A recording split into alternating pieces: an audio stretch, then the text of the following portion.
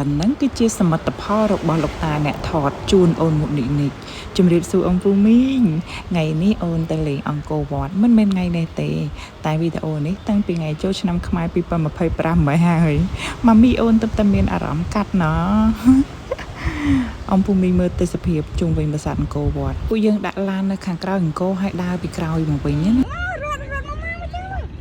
ក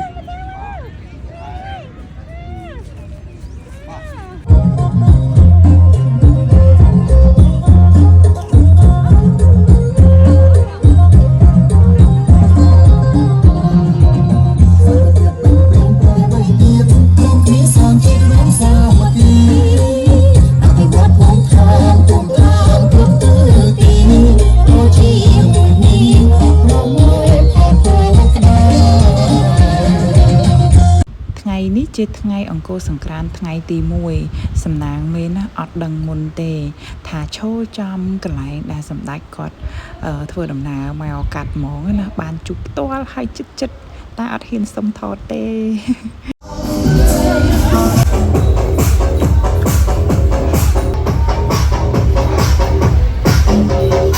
នេះគឺជាសកម្មភាពពេលយប់របស់គ្រួសារខ្ញុំគឺថាដើរលេងនៅ Pub Street វីដេអូមួយឃ្លីបនេះជាស្នាដៃរបស់លោកតាថ្ងៃបន្ទាប់យើងទៅញ៉ាំអាហារនៅម្ដុំភូមិព្រះដាណាដាក់កាហ្វេម្នាក់មួយកែវសិនឲ្យតាមកមិនភ្លេចទេជ្រូកអាំងនៅប្រដាហ្នឹងឆ្ងាញ់ណាស់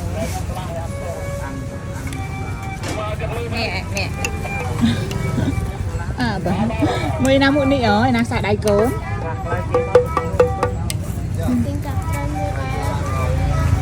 bây giờ anh nói mua tiền anh cho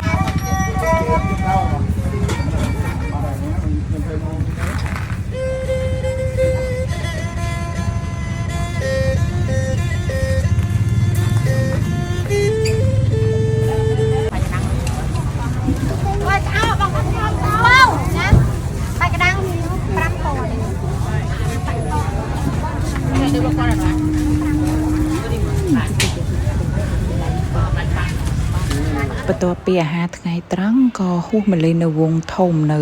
នាគពាន់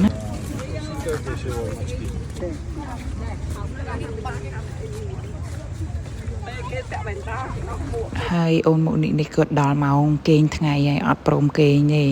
នៅដើរលេងមើលទេសភាពល្ងាចនេះអត់បានទៅណាទេធ្វើអីញ៉ាំជុំគ្នានៅផ្ទះណានេះអ្នកទឹកជ្រលក់ហើយក៏មានលោកពូអ្នកមីងមកជុំគ្នាញ៉ាំអីជុំគ្នាសប្បាយនៅទី